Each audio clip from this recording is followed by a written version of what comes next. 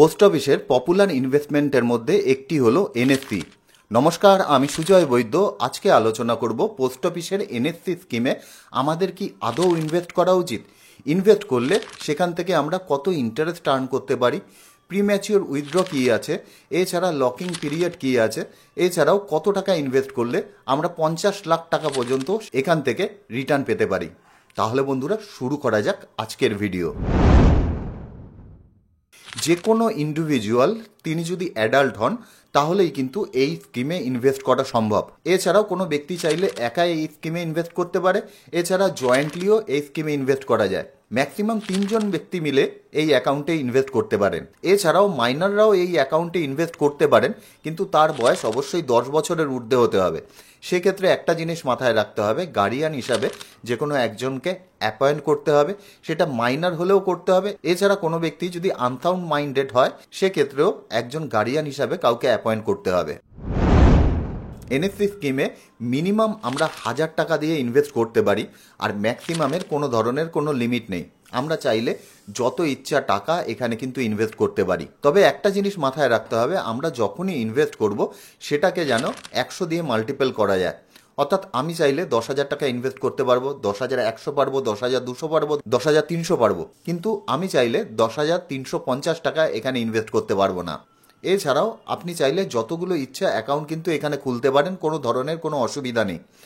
এক্ষেত্রে অনেকের মাথায় একটা জিনিস প্রশ্ন আসে, ধরে নিলাম আমি 1 লাখ টাকা এনএসসি স্কিমে ইনভেস্ট করেছি, এখন হঠাৎ করে আমার কাছে 2,000 টাকা এসছে, তাহলে কি আমি ওই 2,000 টাকা আবার ওই স্কিমে ইনভেস্ট করতে পারবো? যে এনএসসি অ্যাকাউন্ট কিন্তু একটা সেভিংস অ্যাকাউন্টের মতন নয়।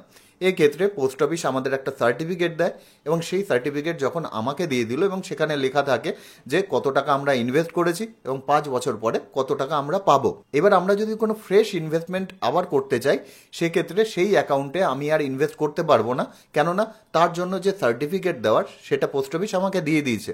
এর জন্য আমাকে কিন্তু ফ্রেশ আবার একটা এনএসসি কিনতে হবে।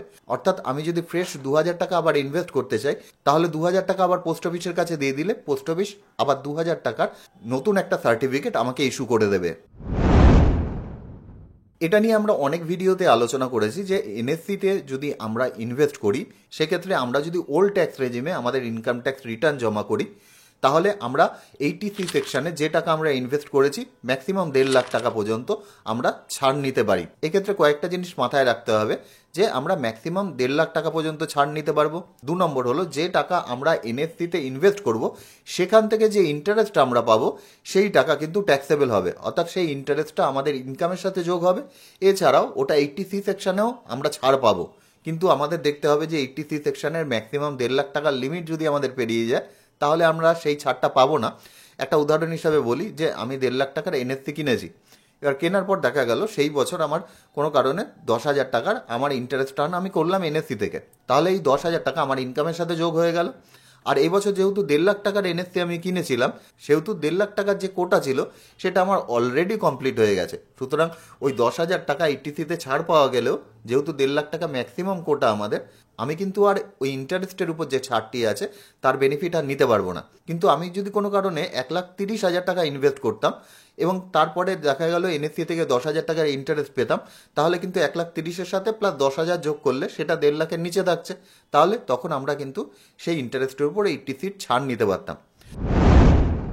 এনএসসির সবথেকে বড় যে সুবিধা আছে, আমরা কিন্তু এনএসসি সার্টিফিকেটকে যে কোনো জায়গায় বন্ধক রাখতে পারি। বিশেষ করে গভর্নমেন্টের যদি কোনো জায়গায় হয় সেখানে তো অবশ্যই বন্ধক রাখতে পারি।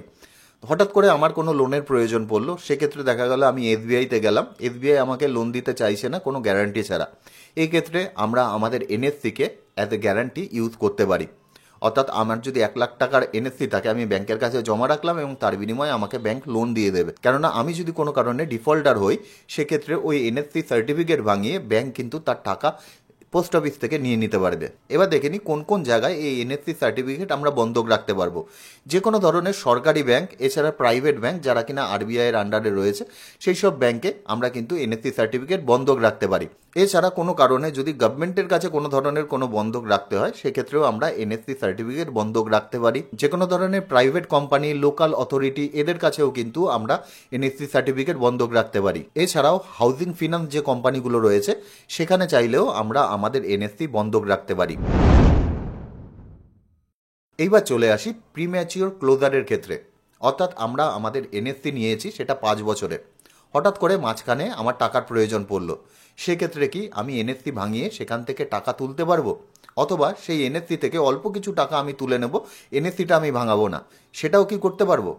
দুটোর মধ্যে কোনোটাই কিন্তু আমাদের করা সম্ভব নয়। এনএফসি মাঝপথে কোনো রকমভাবে আমরা ভাঙাতে পারবো না, বিশেষ কিছু কন্ডিশন ছাড়া। এখন দেখে নিই সেই কন্ডিশনগুলো কী কী রয়েছে। 1 নম্বর হলো, যে অ্যাকাউন্ট হোল্ডার রয়েছে তার যদি কোনো কারণবশত মৃত্যু হয়ে যায়, সেক্ষেত্রে সেই অ্যাকাউন্ট কিন্তু আমরা ভাঙিয়ে নিতে পারি।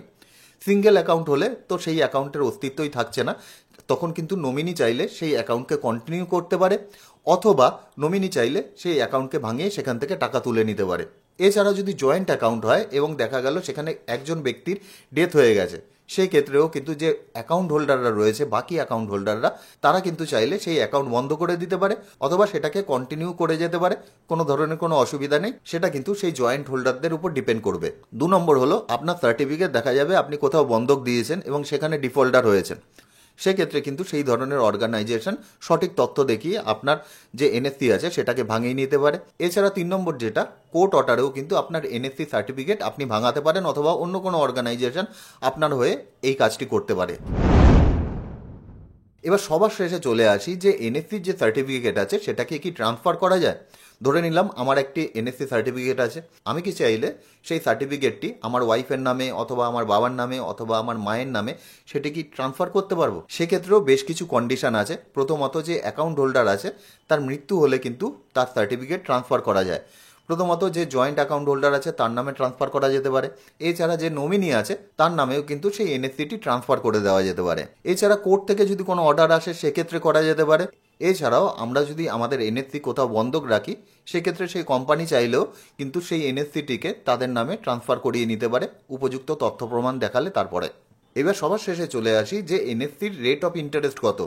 এনএফসিতে বর্তমানে গভর্নমেন্ট আমাদের 7.7% হারে আমাদের ইন্টারেস্ট দিচ্ছে, এবং এক্ষেত্রে একটা জিনিস মাথায় রাখতে হবে, এক্ষেত্রে আমাদের যে কম্পাউন্ডিং হয় ইন্টারেস্টের সেটা কিন্তু বছরে একবার হয়।